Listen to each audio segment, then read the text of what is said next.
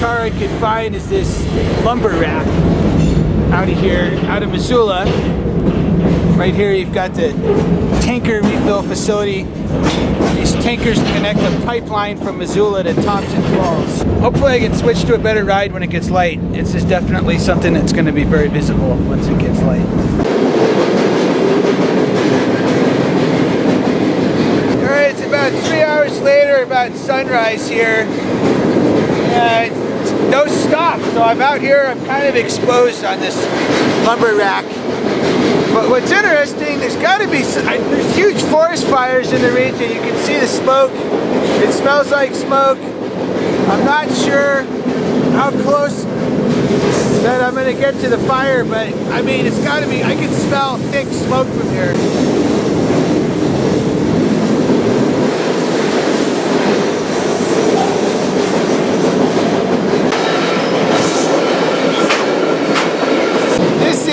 Crazy. I've never been this close to a forest fire. I don't know if the train is going to go through the fire, but the smoke is like, it's almost unpleasant right now. It's super strong smell. I'm kind of surprised the train is still going at full speed through here. I mean, the visibility is just not, it's down to definitely under a mile.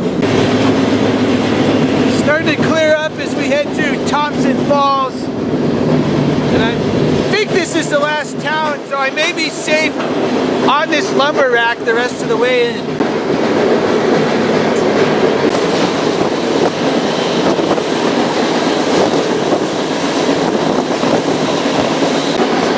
It doesn't get better than this. It does not get better.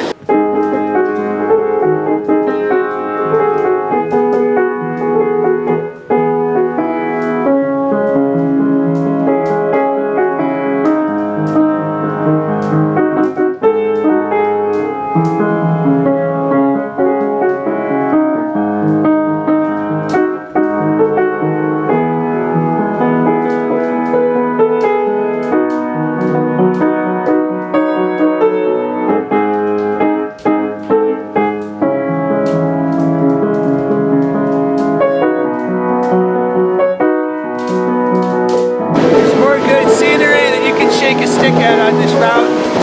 I'm coming into Sandpoint, Idaho. I think this is called Lake Ponderay. I mean, look at this.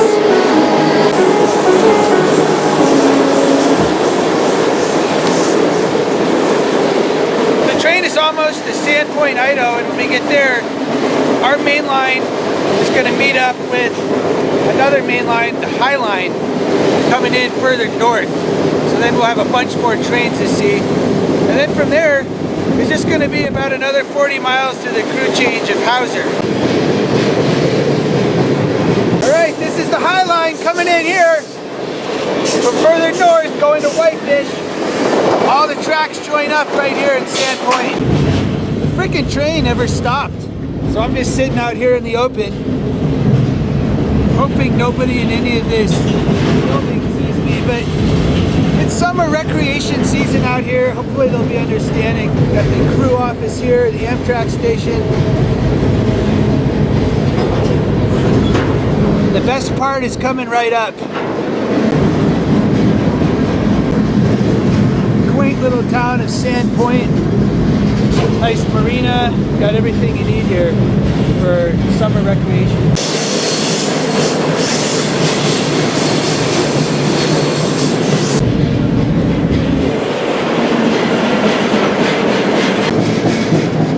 As you can see, you got this trestle. Look at that. That's an easy dive into the water from here. No guardrail. And one of these days, I'm going to do this. Look at that. Amazing.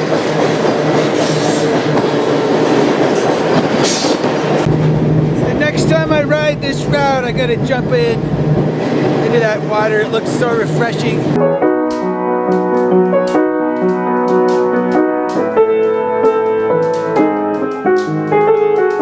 Alright, so the train is approaching Hauser, which is this big old yard kind of just out here in the woods.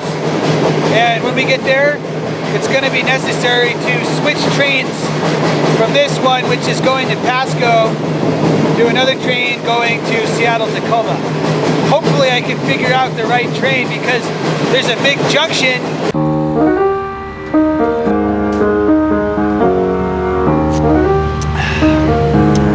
Alright, just safely got off the train in Hauser, Idaho. There it is right now. It's pulling a little bit more into the yard. I just kind of got off out here because I saw some workers. So what you've got here in Hauser is a pretty substantial fueling station with maybe a little bit of switching yard too. It's really not very close to anything, which is frustrating. It's by Rathdrum, Idaho. And it's maybe, it's a tiny town. And it's got some kind of county road level road coming in, but it used to be in Spokane, and that's a lot better because that's a big city. So out here, I mean, there's not any beer or supplies for a several mile walk. So basically the situation here is you've got this junction coming up. It's in Spokane. I think it's called Lata Junction or something like that. And at that junction, trains are either going to go Pasco/Portland or Wenatchee/Seattle-Tacoma. And figuring out which one is going to go to Wenatchee could be a bit of a challenge. As far as that junction goes, it's a lot easier to definitely go Pasco than it is to go Wenatchee. All Montana Rail Link, BNSF, GM trains, they all go to Pasco, as well as all coal and all grain. So that's a bunch of trains right there that guaranteed go that direction. Some intermodal also goes to Portland and Seattle. Basically, it's going to have to be some kind of an intermodal train. So the Port of Seattle and Port of Tacoma, you've got Hanjin, China Shipping, Hyundai, Costco. There's a couple other ones. Portland does not have Hyundai, but it's got Hanjin, and I think it's got a few of the other ones. So the only certain train that's going to go the right direction for me here is going to have a bunch of Hyundai cars on it. And that honestly might not be even one a day. So there's a good chance of having to gamble on something that's just got Hanjin, China Shipping, that kind of containers on it. And it may or may not go the right way. And look what's pulling in here about 2 hours after I got here. We got a train with a bunch of Hyundai and a bunch of Evergreen containers. Looking at the containers, we've got Yang Ming. A lot of. Further up there's a bunch of Hyundai. We've got Costco, which is China Ocean Shipping Company. I'd also like to point out that while I've had good luck today, assuming this is the right train, you could definitely be here, 12, 18 hours waiting for a train that's got the right look for the Seattle-Tacoma. So just because it worked out this time doesn't mean on another day you couldn't be here 24 hours looking for this thing. And now we arrive. There's only one set of rides on the whole train, almost SOL. We call these Viking ships. They kind of look like a Viking ship, if you can see. So I'd just like to point out, the one obstacle we're looking at is it's going to go through this large building, which is the fuel station here. And there are cameras and there's guys watching. It shouldn't be a big deal. Alright, so the engines on this train right now are at the fuel station. And the thing about this fuel station is that it's like a huge barn, a big metal barn building, and it's enclosed. So there's a chance of some surveillance with cameras and stuff going through here. I've never had an issue with it in the past. It's been 8 years since I've been through here. Alright, so about to go through the big fuel station.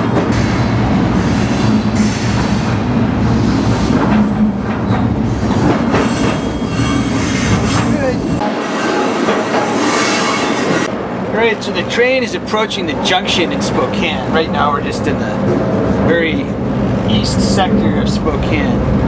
And I'd just like to point out, when you're gambling, whether it be at the casino or on a train, I've always found that my luck improves. I drink more beer.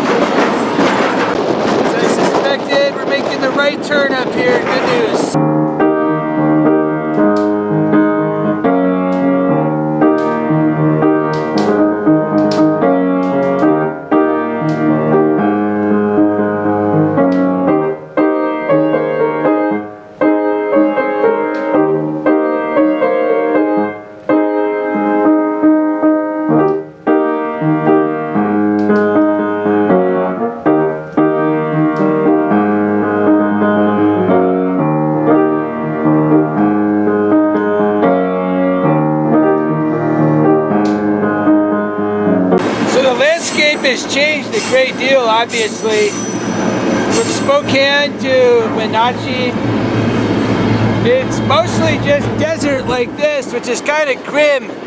It's super hot. There's not any water. This is the kind of place where you could have an actual real problem if somehow you got stranded off the train. There's rattlesnakes. There's zero moisture ever in this region. It's kind of got some cool geology, but for the most part, I'm really glad when we get out of this area because it's so hot.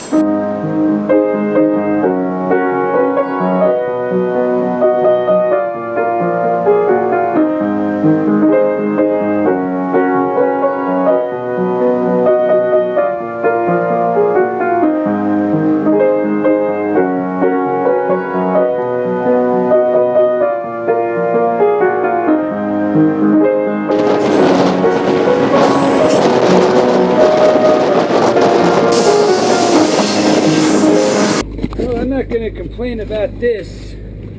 Coming to a stop on this siding here. You've got a nice cool river right over there. As you look at this region, this is pretty clear that it's game over if you get stranded out here. But I mean, this has got to be like an artificial irrigation canal. There's no way any water whatsoever makes it through here. Definitely not the kind of place to take lightly. There's rattlesnakes. So I definitely say my hunch about the direction this train is going was correct. We got the Hyundai cars, and you can see the rest of the look of this train, and it turned out to be correct. This is the Wenatchee route. That is super refreshing. Gotta be positive that the train doesn't start moving. It's not a fact that because we stopped on a siding that means we're waiting for another train. That is not a fact. This train can start moving at any second.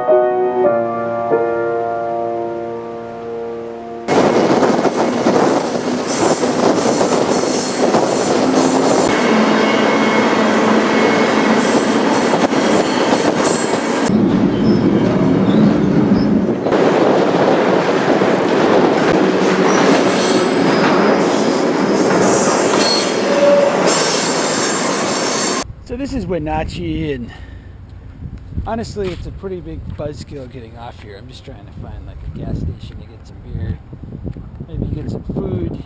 It pretty much looks deserted, so far it gets a thumbs down for me. So just as some general commentary, I'd say that I'm finding fewer and fewer reasons to get off the train in any of these smaller towns in America, because you're just finding the same thing everywhere. Just everybody has moved out of town, and there's not a cool restaurant, there's not a place to get beer. It's really frustrating.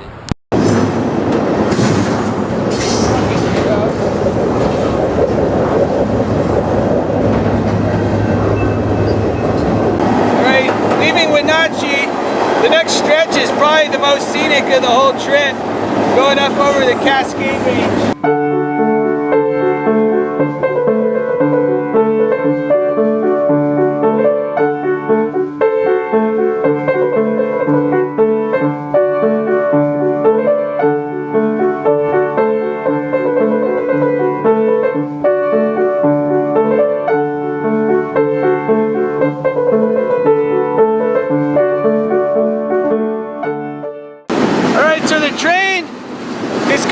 Probably one of the most dramatic spots in the United States. Way up here in the Cascades now, I'd like to just point out one of the nice attributes of the Pacific Northwest that's pretty much more here than anywhere else is going to be nice, fresh berries growing around. You could almost definitely camp out up here. There's a lot of sightings and a lot of places where the train goes slow, like right here. Additionally, lame as it is, there still is a road somewhere through those trees. I think it's Highway 2. The presence of berries makes the Pacific Northwest, honestly, maybe tops. Because just about anywhere you get off the train, be it down in Seattle or you've got a ton of blackberries, or up here, you've got definitely a good chance of finding something yummy like this. I don't know what exactly this genus is. It's not a raspberry, but it's similar. It's delicious. We're getting close to the Cascade Tunnel, which is a 7-mile long tunnel up here. I'd say this is probably the most scenic run in the United States as far as just the dramatic nature of these mountains. They're super tall on both sides, and somehow they got the track through here.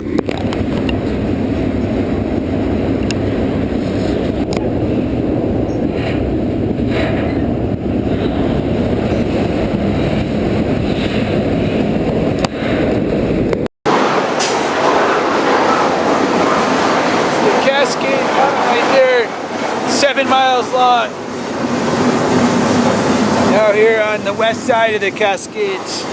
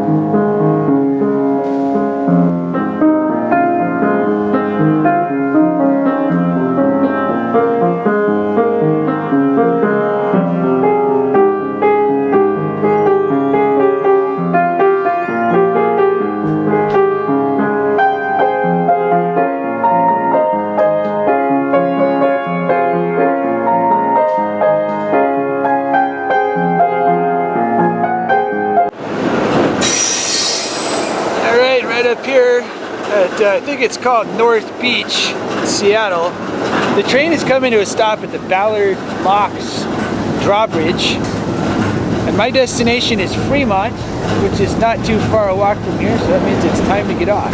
It slowed down just long enough to get off up here. This is one of the places it might stop north of the locks or south of there. There's a drawbridge, and every time some Microsoft guy drives his sailboat through, they stop the train for it. So good thing I didn't wait for it to come to a stop, because now he's booking it again.